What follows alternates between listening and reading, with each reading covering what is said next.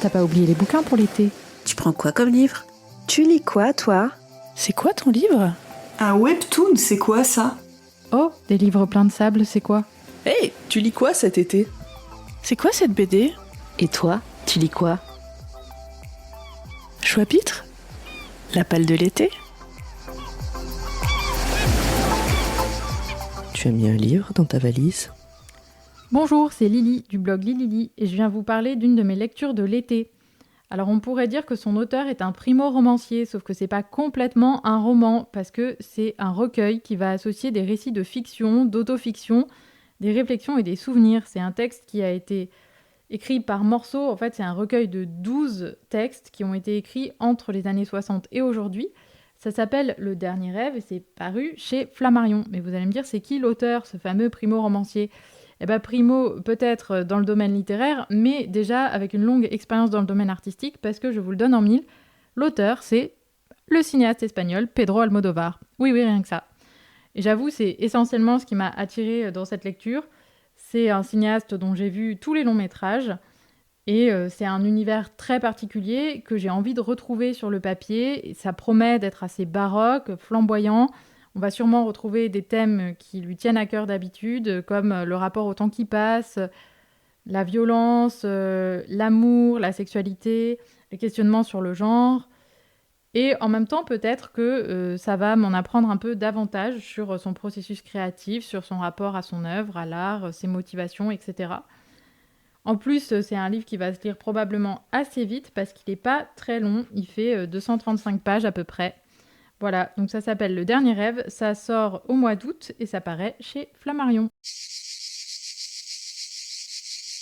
Cet été, je vais lire du George R.R. Martin. Et oui, je n'en ai jamais lu.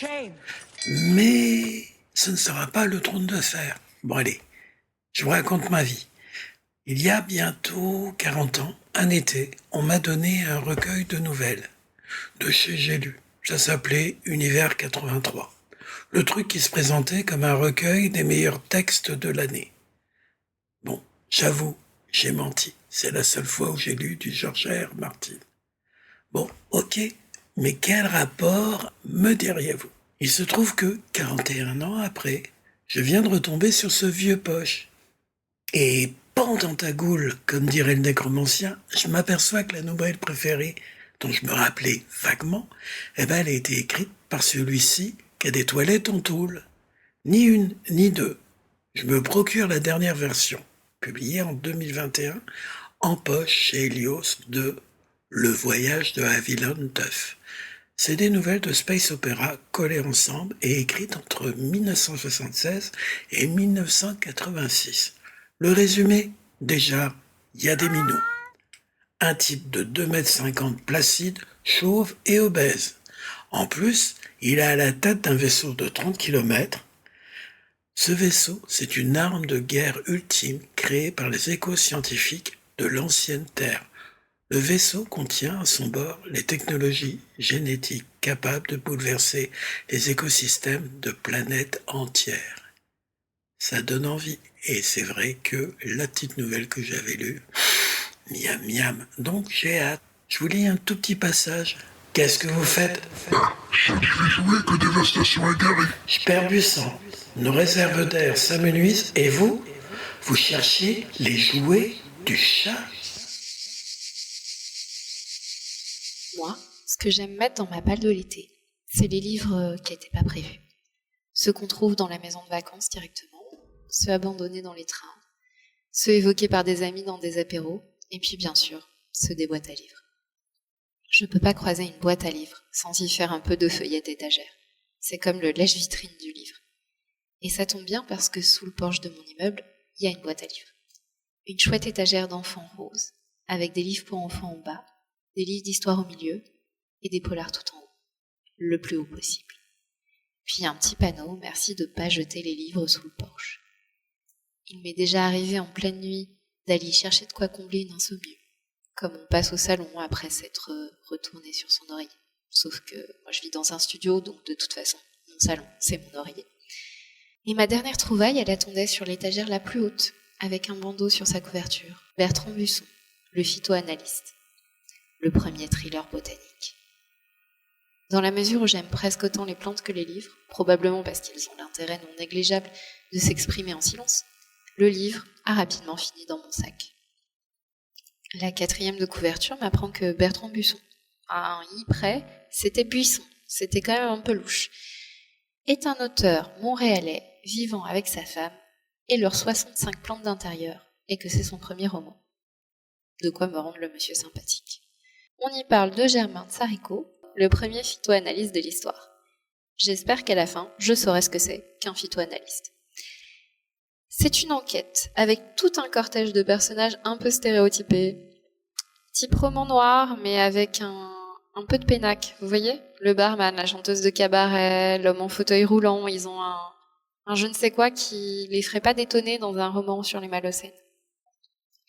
Bref, ce petit monde doit s'allier pour comprendre pourquoi est-ce que toutes les plantes de Monsieur Germain ont fini par moisir d'un coup. Et puis pourquoi toutes les plantes du monde ont fini par moisir d'un coup. Et pourquoi ça atteint les humains. Avec cette vieille pourriture grise qui recouvre absolument tout. Est-ce que je vais le finir ? Probablement. Sauf si la gouaille des personnages finit par ne plus m'amuser du tout, ce qui est possible. Le livre s'appelle Le phytoanalyste. L'auteur, c'est Bertrand Busson. Et c'est paru dans la collection Carnet Noir des éditions Montparnasse.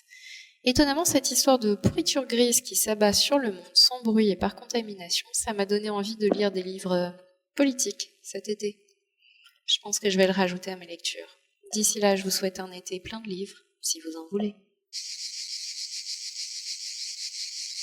Voilà, pour la palle de l'été, écoutez, j'ai été faire un tour en boîte à livres et j'ai trouvé des trucs super intéressants. Le premier s'appelle Tokyo Vice de Jake Edelstein, je sais pas comment on le prononce. C'est l'histoire d'un jeune homme qui devient reporter dans un grand quotidien japonais, qui va découvrir les méandres de la société japonaise, tout ce qui se passe là-bas de chelou ou pas. Ça faisait longtemps que j'avais envie de le lire, donc je suis content d'être tombé dessus dans la boîte à livres, et ça va me permettre derrière, si j'ai bien aimé, de regarder la série télé qui a été produite il y a cette année, je crois. Donc cool, très bonne pioche. La deuxième, c'est Nimitz de comment il s'appelle, Martin Kaydin. C'est un tout petit bouquin, un vieux livre de, on va dire ça, de la SF. Je connaissais le film qui a été inspiré par ce livre, et c'est l'histoire d'un porte-avions nucléaire américain qui navigue au large de Pearl Harbor et qui va être pris dans une tempête peu naturelle, on va dire, et il va arriver des aventures étranges à tout son équipage. Donc pareil, deux bonnes pioches, c'est cool d'avoir une bonne boîte à livres pas loin de chez soi. Salut, c'est Zu, et aujourd'hui je vais vous présenter un des livres qui est dans ma pile de lecture de l'été. C'est marrant, j'ai découvert ce livre alors que j'étais à une terrasse de café en train de lire Les Jours Mauves de Kalindi Rumpel, et un monsieur assis à côté de moi commence à me taper la discute, et puis on papote, et il me recommande donc ce livre qui s'appelle Tant que le café est encore chaud, qui est un livre de 2015 de Toshikatsu Kawaguchi, qui raconte l'histoire d'un café dans lequel on peut voyager dans le passé, mais tant que son café est encore chaud. Donc vous me connaissez, moi, du voyage dans le temps, du Japon, y a tout pour me titiller. Donc j'ai directement acheté les 4 tomes, et on va voir ce que ça donne. Je m'attends à quelque chose avec pas mal de sentiments, pas mal de contemplation, et de belles descriptions de cafés qui refroidissent. Voilà, j'espère que ça va vous donner envie autant qu'à moi. Et puis des bisous et bon été. Coucou, c'est Aline. Alors cet été, en plus de ce que je vous ai partagé dans le club de lecture avec les filles, je vais lire Relever le défi de l'innovation de rupture de Philippe Silberzan, ou Silberzan, je ne sais pas comment on prononce, préfacé par Yves Dubreuil, le créateur de la Renault Twingo. Est-ce qu'on lui dit merci ? Je ne sais pas. Alors, le petit texte, la 4e de couverture, je vous la lis. Bien souvent, les entreprises passent à côté d'innovations majeures alors qu'elles ont tous les atouts pour réussir. L'échec devient même la règle lorsque l'innovation marque une rupture avec le modèle d'affaires qui a fait le succès de leur activité actuelle. Donc c'est un joli bouquin de 177 pages. Et pourquoi je le lis ? Tout simplement pour le travail. Je ne vais pas dire que je suis très fan de lire ceci sur mon temps personnel, mais voilà, j'en ai besoin pour pouvoir progresser dans mon travail, en travaillant sur l'entrepreneuriat en particulier. Voilà, à bientôt. Bonjour à tous et bonjour à toutes, chers auditeurs de Choix-Pitre. Je suis Roland du Frikicast et je suis content de venir vous faire ma reco de lecture de l'été. Je vais vous parler d'un livre qui s'appelle Juliette Society, aux éditions Le Livre de Poche, par l'autrice Sacha Grey. Alors, ce qui m'a attiré, moi, dans l'achat de ce livre, déjà, c'est son autrice, Sacha Grey, que moi, j'ai découvert dans un film qui s'appelait Open Windows, dans lequel elle joue aux côtés d'Elijah Wood. Donc, à la base, c'est une actrice. Par contre, et ça, je l'ai su après, et savoir que Sacha Grey était en son temps une véritable star du cinéma X américain, et voilà, elle s'est retirée de ce business-là, et elle a fait des choses beaucoup plus classiques dans le cinéma, et elle s'est donc essayée à l'écriture, et donc Juliette Society est son premier roman. Donc Juliette Society, pour vous expliquer un petit peu de quoi ça parle, voilà, si vous êtes fan du film Eyes Wide Shut ou la saga Hostel, on est un petit peu dans cette mouvance-là, c'est-à-dire qu'on va nous parler d'une société secrète dirigée par les puissants de ce monde, dans laquelle ils vont pouvoir réaliser tous leurs fantasmes les plus déviants et les plus trash. Donc une petite reco bien freaky pour cet été. Donc on va suivre Catherine, une fille qui aimerait avoir une vie un petit peu plus débridée qu'elle ne l'a aujourd'hui, où elle se fait clairement chier avec son copain. Et donc elle va rencontrer et sympathiser avec Anna, une jeune femme qui, elle justement, vit sa vie de façon beaucoup plus débridée que Catherine, et va donc l'initier un petit peu, alors en tout cas c'est ce que je suppose, donc à cette société secrète. Alors c'est une lecture qui va pas être à mettre entre toutes les mains, évidemment, donc on est quand même sur de l'érotique plus. Je vois que sur les sites, il le rapproche un petit peu de 59 degrés, à mon avis c'est un petit peu plus au-dessus. Et une chose que j'ai découverte en préparant cet enregistrement, c'est qu'il s'agit d'une trilogie, et ça je ne le savais absolument pas, donc il va falloir que je me mette en quête des deux tomes suivants, qui s'appellent La Chambre de Janus et La Femme coupée en deux, voilà, donc ces trois livres avec Juliette Society sortis aux éditions du Livre de Poche. Voilà, j'espère vous avoir donné envie de découvrir ce bouquin.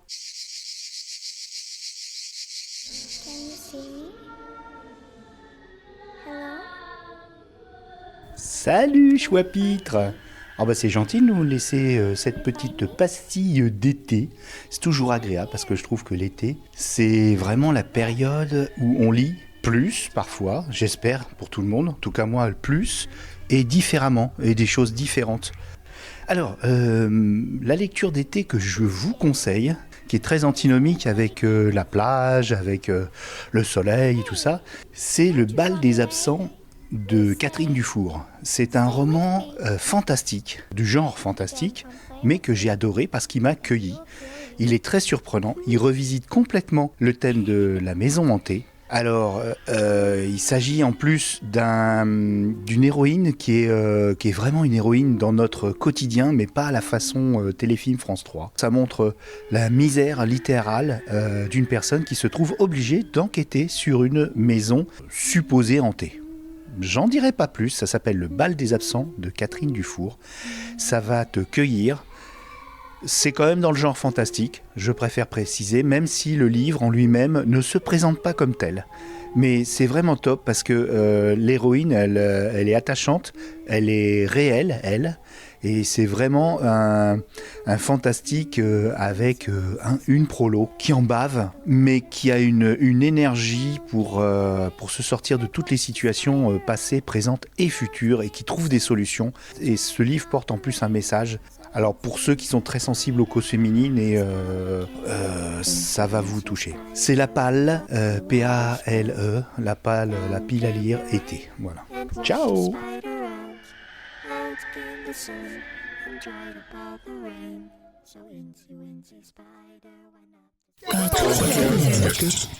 Podcast.